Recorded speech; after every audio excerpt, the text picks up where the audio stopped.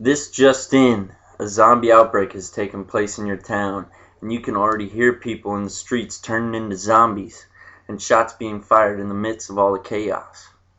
You don't have a plan. You've always thought that people that believe there's going to be a zombie apocalypse were crazy and delusional. Now what if this was your reality? Would you want to be the person with a plan or without a plan? Today I will be covering the options you have to increase your survival in a post-apocalyptic zombie outbreak. So what exactly can you do in the first few weeks after an outbreak that will increase your chances of survival? This time is critical for your survival. You can bet that it'll be a fight to stay alive, and you have to stay focused and accomplish key things in order to increase your chances to survive. First thing you have to do is get to your local Walmart as fast as possible. Gather supplies such as canned foods, guns, ammo, knives, swords to protect yourself, duct tape, gas cans, and a hose to siphon gas, because you're always going to need some gas for your vehicles, flashlights, and containers to carry large amounts of water. Because after your water goes off, then good luck filtering your own water. Remember, this is survival. The area that you live in is infested, so everything that you grab is free. Make sure that you don't go and try to pay for it, because the laws and the morals that you used to live by are gone now. There's only one thing that's important now, and that's to survive. Now that you have your supplies, you have to get your home set up for the apocalypse. You're protecting your home not only from zombies, but also from looters. So what you want to do is you want to get your windows all boarded up so nobody can break in, zombies can't break in. You want to get your clothes, TV, furniture, and scatter it across your front yard and your backyard, so it looks like the house has been looted, so nobody will come in and try to steal anything or break in your house. You must remain quiet while in your home and keep all lights off near windows so you don't attract any unwanted attention. At this point, you would want to also make sure that you have brought along many trusted companions as possible. The more people in your group, the greater chance you have to survive.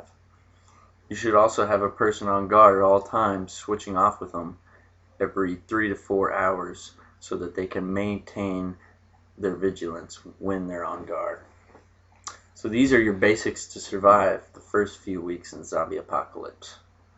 But in order to survive for long periods of time, you're going to have to set up a more permanent base camp and use other survival tactics. You and your group made it for a couple weeks on canned food and hiding. Your priority is now to find a place that can sustain you and your group for a longer period of time. So you have to scout for new places. Your base camp can be located in mountains, on an island, or in a desert, depending on what you're closer to. Remember that when you travel to find a safe base camp, that you want to make sure that you use roads and areas that are less populated. So mainly avoid like highways and downtown areas.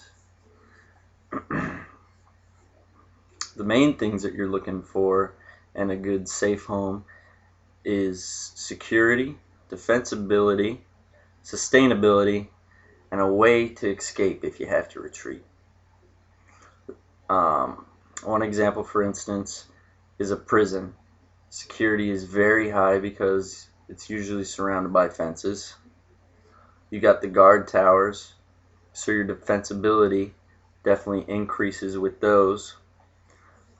The courtyards that you have at the prison that are all protected, you could use that to grow crops as long as you had a good source of water. Some survival tactics that you and your group should pay attention to are ways to best kill and evade the zombies by constantly gathering data about their habits and weaknesses.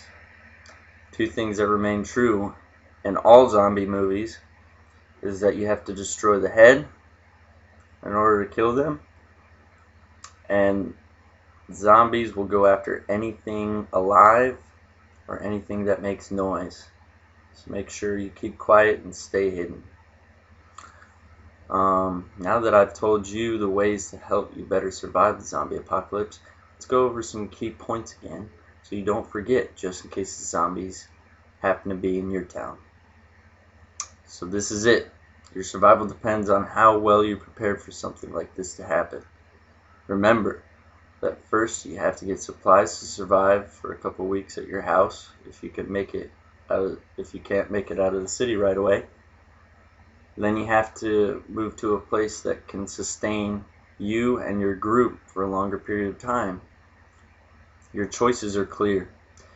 Either prepare for it now and know in the back of your mind that you're ready for anything, or don't prepare at all and run a higher risk of dying if the zombie apocalypse does happen. Thank you. My name is Alexander Wheeler, and this concludes my message.